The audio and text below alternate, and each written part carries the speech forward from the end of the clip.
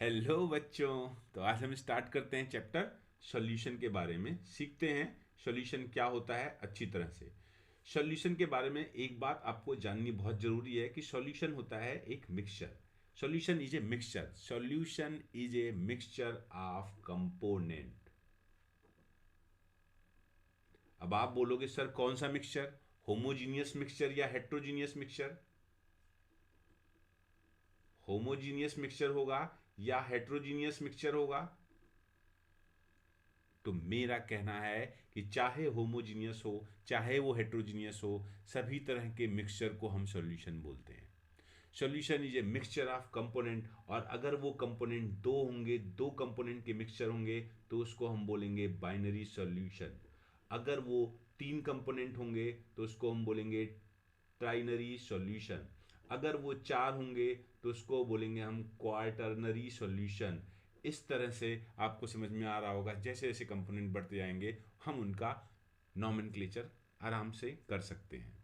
अब जो इम्पोर्टेंट बात समझ में आती है और आपको ध्यान रखनी है वो ये है कि हमें इस चैप्टर में सिर्फ बाइनरी सॉल्यूशन के बारे में ही सीखना है। अगर हम बाइनरी सॉल्यूशन की बात करें तो बाइनरी सॉल्यूशन में दो ही कंपोनेंट होंगे। एक कंपोनेंट को हम सॉल्यूट बोलेंगे और दूसरे कंपोनेंट को हम सॉल्वेंट बोलेंगे। जनरली बच्चों, सॉल्वेंट जो होता है वो जो ज़्यादा मात्रा में हम जिस कंपोनेंट को लेते हैं उसको सॉल्वेंट बोलते हैं, और कम मात्रा में जिसको हम लेते हैं उसको हम सॉल्यूट बोलते हैं। लेकिन ऐसा कोई भी IUPAC प्रॉपर डेफिनेशन नहीं है। क्यों? क्योंकि एक बार क्वेश्चन ये भी पूछा गया है कि प्योर वाटर का मोलरिटी क्या होता है। आउट ऑफ कंटेस्ट में बात कर रहा हूँ, लेकिन बात को समझने की कोशिश करिएगा। तो सिंपल अगर मैं बात करूँ तो जो कंपोनेंट मिक्सचर का कम मात्रा में होगा उसको हम सॉल्यूट बोलेंगे, और जो ज़्यादा मात्रा में होगा उसको हम सॉल्वेंट बोलेंगे। और इस बात को हम और अच्छे से भी समझेंगे थोड़ी देर में। कैसे, हम देखते हैं। अब हम बात करें कि कितने तरह के सॉल्यूशन हो सकते हैं, type of solution. Type of solution की बात करें तो सॉल्यूशन जो होता है, अब यहाँ पे मैं थोड़ा आउट ऑफ कंटेक्स्ट जा रहा हूँ, बात को ठीक से समझने की कोशिश करिएगा। सॉल्यूशन दो तरह का हो सकता है। एक होमोजीनियस सॉल्यूशन होगा, होमोजीनियस सॉल्यूशन होगा, होमोजीनियस सॉल्यूशन होगा, और एक हेट्रोजीनियस सॉल्यूशन होगा। हेट्रोजीनियस सॉल्यूशन होगा। होमोजीनियस सॉल्यूशन, होमोजीनियस का मतलब होता है इवन, होमोजीनियस का मतलब होता है यूनिफॉर्म। अगर कंपोनेंट का डिस्ट्रीब्यूशन यूनिफॉर्म है, इवन डिस्ट्रीब्यूशन है, तो उस सॉल्यूशन को हम बात बोलेंगे true solution. That is called as true solution. True solution. और अगर हम बात करें तो ट्रू सॉल्यूशन के बारे में, तो true solution is a homogeneous mixture of two or more component. और वो जो होमोजिनिटी होगी, वो यूनिफॉर्मिटी जो होगी, वो जो इवन नेचर होगा, वो इसलिए होगा क्योंकि वहाँ पे सॉल्यूट और सॉल्वेंट दोनों कंपोनेंट के डायमीटर साइज जो होते हैं, डायमीटर साइज जो होते हैं वो 1 नैनोमीटर से कम होते हैं। और अगर 1 नैनोमीटर से कम होंगे तो बट ऑब्वियस सी बात है उसकी साइज डिफरेंस को हम इग्नोर कर देंगे, और हम उस तरह के सॉल्यूशन को हम होमोजीनियस सॉल्यूशन बोलेंगे, यानी उसको प्रॉपरली हम ट्रू सॉल्यूशन बोलेंगे। अब अगर हम हेट्रोजीनियस सॉल्यूशन की बात करते हैं तो हेट्रोजीनियस सॉल्यूशन, बेटा हेट्रोजीनियस का मतलब ही होता है कि वहां पे कंपोनेंट अनइवनली डिस्ट्रीब्यूटेड होंगे, अनइवनली डिस्ट्रीब्यूटेड होंगे, नॉन यूनिफॉर्मली डिस्ट्रीब्यूटेड होंगे, नॉन यूनिफॉर्मली डिस्ट्रीब्यूटेड होंगे। और ऐसे कंपोनेंट, ऐसे सॉल्यूशन की बात करें तो हेट्रोजीनियस सॉल्यूशंस दो तरह के होते हैं। एक को हम बोलते हैं कोलॉइडल सॉल्यूशन, एक को हम बोलते हैं कोलॉइडल सॉल्यूशन, और एक को बोलते हैं सस्पेंशन। एक को हम बोलते हैं सस्पेंशन। अगर हम कोलाइडल सॉल्यूशन की बात करें तो कोलाइडल सॉल्यूशंस में जनरली जो सॉल्यूट होते हैं, सॉल्यूट कंपोनेंट जो होता है उसका डायमीटर साइज 1 नैनोमीटर से 1000 नैनोमीटर के बीच का होता है। सॉल्वेंट का ऑब्वियसली 1 नैनोमीटर से कम होगा।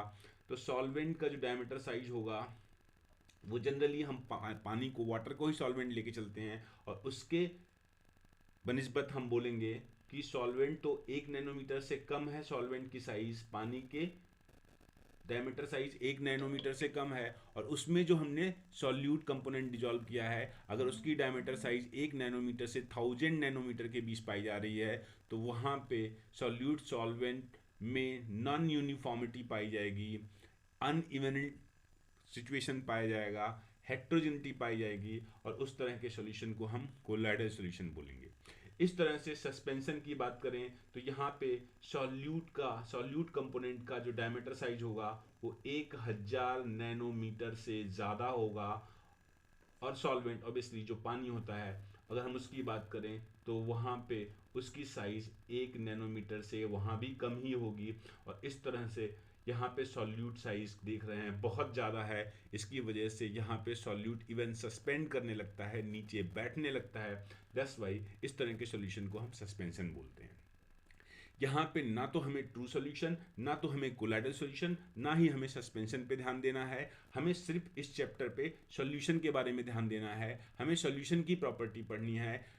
यहाँ पे अगर हम बात करें तो ट्रू सॉल्यूशंस, कोलाइडल सॉल्यूशन और सस्पेंशन के बारे में डिटेल्ड व्यू जानने के लिए हमारे पास एक दूसरा चैप्टर है, and that chapter is known as surface chemistry. हम सरफेस केमिस्ट्री में इनके डिटेल के बारे में जानेंगे। फिलहाल आपको बस इतनी ही बात जानने की ज़रूरत थी। अब हम इसके आगे देखते हैं कि ये जो टाइप ऑफ सॉल्यूशन है, यहाँ पे हमने सॉल्यूट के साइज के आधार पे साइज ऑफ सॉल्यूट के आधार पे हमने सॉल्यूशन को दो तरह से डिवाइड किया, होमोजीनियस और हेट्रोजीनियस। होमोजीनियस सॉल्यूशंस को ट्रू सॉल्यूशंस बोलेंगे, हेट्रोजीनियस सॉल्यूशंस को कोलाइडल सॉल्यूशंस और सस्पेंशंस में डिवाइड करके हम समझेंगे।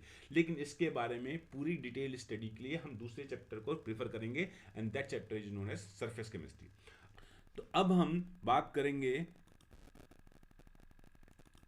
कि बाइनरी सॉल्यूशंस जब हम बनाते हैं तो वो बाइनरी सॉल्यूशन कितनी तरह के होंगे। तो बाइनरी सॉल्यूशंस की बात करें तो सॉल्यूट और सॉल्वेंट, सॉल्यूट एंड सॉल्वेंट के आधार पे बाइनरी सॉल्यूशंस कुल 9 प्रकार के होंगे, 9 टाइप के होंगे। एक एक करके हम बात करते हैं, आप आराम से समझने की कोशिश करिएगा। अगर हम यहाँ पे लिखते हैं सॉल्वेंट और यहाँ पे लिखते हैं सॉल्यूट, तो अगर हम सॉल्वेंट सॉलिड लेते हैं तो सॉलिड में डिजॉल्व कर सकते हैं सॉलिड को, सॉलिड में डिजॉल्व कर सकते हैं लिक्विड को, सॉलिड में डिजॉल्व कर सकते हैं गैस को।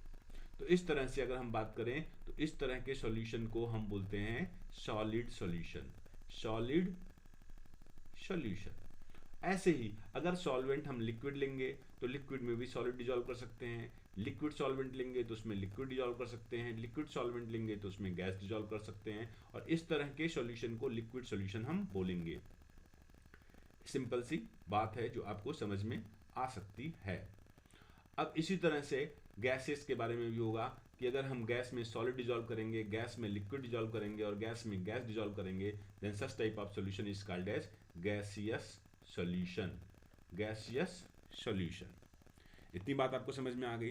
तो अभी हमने देखा, अभी हमने समझा, अभी हमने जाना कि सॉल्यूशन जब हम बनाते हैं तो केवल हम 9 टाइप के सॉल्यूशंस को प्रिपेयर कर सकते हैं, कोई भी परम्यूटेशन कॉम्बिनेशन लगा लें, और वो 9 टाइप इस प्रकार के हैं, पहला, दूसरा, तीसरा, चौथा, पांचवा, छठा, सातवां, आठवां और 9वां।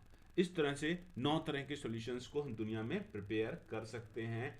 अभी थोड़ी देर पहले आपने सीखा है कि solvent are those component of solution which determines physical state of solution, क्योंकि ये ज़्यादा मात्रा में होता है इन जनरल। तो अगर सॉलिड ज़्यादा मात्रा में है तो उस सॉल्यूशन का फिजिकल स्टेट सॉलिड होगा, और इस वजह से हम उसको हम सॉलिड सॉल्यूशन बोलेंगे। इसी तरह से अगर लिक्विड सॉल्वेंट होगा, लिक्विड ज़्यादा मात्रा में होगा और उसमें हम सॉलिड, लिक्विड या गैस डिजॉल्व करेंगे, तो उस तरह के सॉल्यूशन को हम बोलेंगे लिक्विड सॉल्यूशन। ऐसे ही अगर गैस में हमने गैस को सॉल्वेंट लिया है और गैस में सॉलिड, लिक्विड या गैस डिजॉल्व किया है, तो उस तरह के सॉल्यूशन को हम बोलेंगे गैसियस सॉल्यूशन। इतनी बात आपको समझ में आ गई। अब जो सबसे इंपॉर्टेंट बात है वो ये है, जो बेहद इंपॉर्टेंट बात है जो आपको समझने की ज़रूरत है, वो ये है कि यहाँ पे इस चैप्टर में हमें सिर्फ और सिर्फ लिक्विड सॉल्यूशन के बारे में ही समझना है। हमारा पूरा फोकस लिक्विड सॉल्यूशन पे ही रहेगा। अब इस लिक्विड सॉल्यूशन को हम थोड़ा इलेबोरेट करेंगे। लिक्विड सॉल्यूशन कितने तरह के होंगे आपके सामने दिखाई पड़ रहा होगा। लिक्विड सॉल्यूशन कुल मिला के 3 तरह के होंगे। एक लिक्विड सॉल्वेंट में जब हम सॉलिड को डिजॉल्व करते हैं, दूसरा लिक्विड सॉल्वेंट में जब हम लिक्विड को डिजॉल्व करते हैं, और तीसरा लिक्विड सॉल्वेंट में जब हम गैस को डिजॉल्व करते हैं। इस तरह के सॉल्यूशन पे ही हमें इस चैप्टर में फोकस करना है, और आप अपने फोकस को पूरी तरह से बनाए रखने के लिए इन्हीं लिक्विड सॉल्यूशंस पे ध्यान देंगे।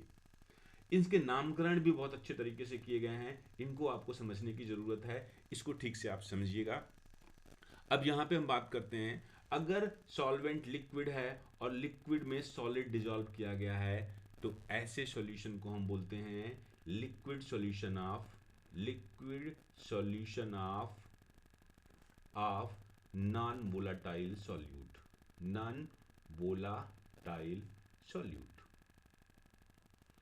ये एक टेक्निकल वर्ड है, आपको ज़्यादा परेशान होने की ज़रूरत नहीं है। अब नॉन वोलाटाइल का मतलब क्या होता है? ऐसे कंपोनेंट जो जल्दी वोलाटाइल ना हो, ऐसे कंपोनेंट जो जल्दी गैसियस फॉर्म में कन्वर्ट ना हो, ऐसे कंपोनेंट जो जल्दी गैसियस फॉर्म में कन्वर्ट ना हो, वो होते हैं सॉलिड। यानी अगर हम सॉलिड को लिक्विड में डिजॉल्व करते हैं, तो जो सॉलिड होता है, आप सॉलिड की प्रॉपर्टीज के बारे में समझ रहे हैं कि सॉलिड में इंटरमोलिकुलर फोर्स ऑफ अट्रैक्शन ज़्यादा होता है। वो ऐसे पदार्थ होते हैं जिसमें inter particle force of attraction ज़्यादा होगा, इसकी वजह से जल्दी से हम ना उनको मेल्ट कर सकेंगे और ना ही हम उनको वेपराइज कर सकेंगे।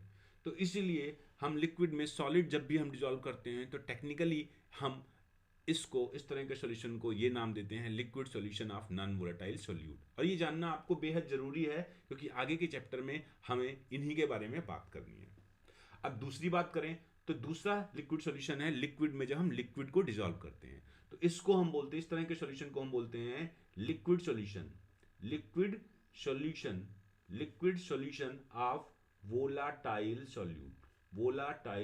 सॉल्यूट।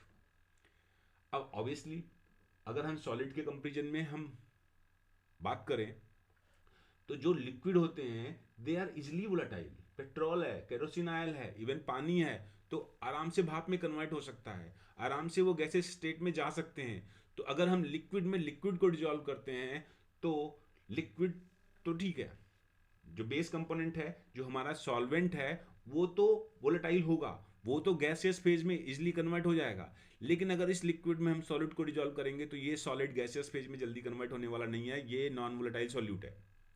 अगर हमने लिक्विड सॉल्वेंट में लिक्विड को डिजॉल्व किया है, तो लिक्विड ये वोलेटाइल कंपोनेंट है, ये आराम से गैस में कन्वर्ट हो सकता है, इसलिए इसको हम नाम देते हैं liquid solution of volatile solute. अब अगर हम लिक्विड में गैस को डिजॉल्व करते हैं, तो ऑब्वियसली हम इसको बोलेंगे लिक्विड सॉल्यूशन ऑफ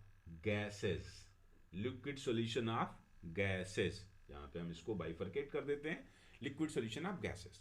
तो अब आपने देखा कि हमें इस चैप्टर में लिक्विड सॉल्यूशन के बारे में भी पढ़ना है, और लिक्विड सॉल्यूशन भी तीन तरह के हुए। लिक्विड में सॉलिड डिजॉल्व किया, यानी liquid solutions of non volatile solute. Liquids में लिक्विड डिजॉल्व किया, यानी liquid solutions of volatile solute. Liquid में गैस डिजॉल्व किया, यानी लिक्विड सॉल्यूशन ऑफ गैसेस।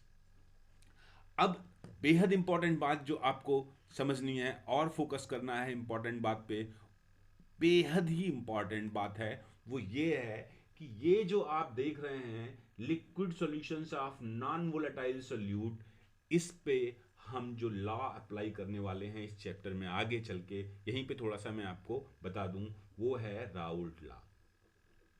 यानी इस चैप्टर में कुल मिला के हमको जो लॉ पढ़ना है, वो दो लॉ पढ़ना है। तो सबसे पहले लिक्विड में अगर हम सॉलिड डिजॉल्व करेंगे, तो ऐसे सॉल्यूशंस में जो हम आगे चल के लॉ पढ़ेंगे, वो है राउल्ट लॉ। ऐसे ही liquid solutions of volatile solute जो है, इस पे भी हम जो अप्लाई कर सकते हैं जिस लॉ को, that is known as Raoult law. और लिक्विड सॉल्यूशन ऑफ गैस पे जो हम अप्लाई करेंगे, वो है हेनरी लॉ। तो इस चैप्टर में हमें दो लॉ पे ही बेस्ड काम करना है, एक है हेनरी लॉ और दूसरा है Raoult law, RAOULT, Raoult law. तो अब राउल्ट लॉ किस पे अप्लाई करेंगे? अगर ऐसा क्वेश्चन आता है तो आपका जवाब क्या होगा कि राउल्ट लॉ दो ही तरह के सॉल्यूशन पे अप्लाई होगा, एक तो liquid solutions of solid and liquid solutions of liquid, यानी liquid solutions of non volatile solute and liquid solutions of volatile solute. और हेनरी लॉ किस पे एप्लीकेबल होगा? Liquid solution of gases. तो होप इतना आपको अच्छी तरह से समझ में आया होगा।